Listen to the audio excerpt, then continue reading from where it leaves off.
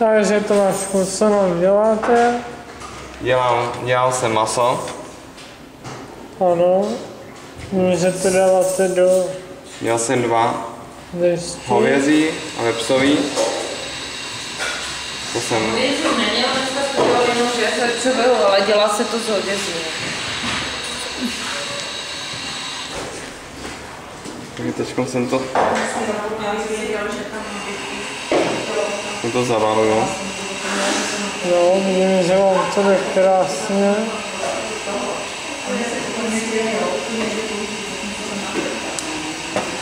To zavalíme. To zaděláme. Takhle.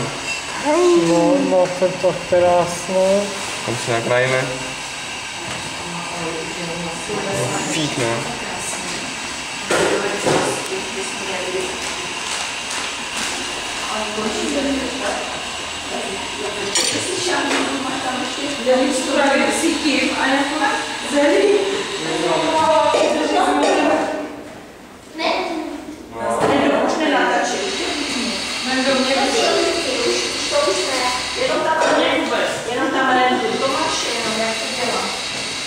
Takže teď si nakrájeme cibulku.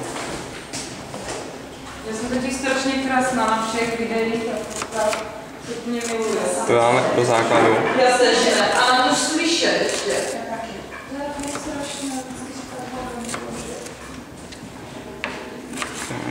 To bych takové přístroje úplně taková.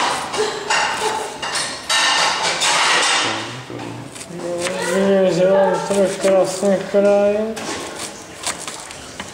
No, A co dělá Renda teda za jídlo? Renda má na kmíně, vepřové maso na kmíně, vyšší hráškovou. si musíme dát brambory potom. Tak co Janí začali vařit? Jo, třeba už bych řekla, já už tak je že výborně. Takže to už. Ale tam to Máte je krásně nakrájenou. Tak ještě si můžeme na chvilku. Tam je třeba chvilku.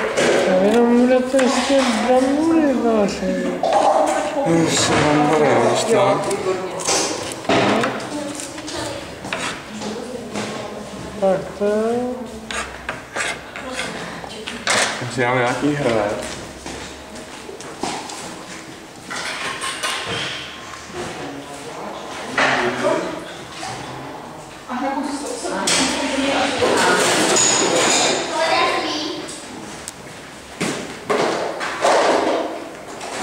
Tomášek nám vybírá hrnec.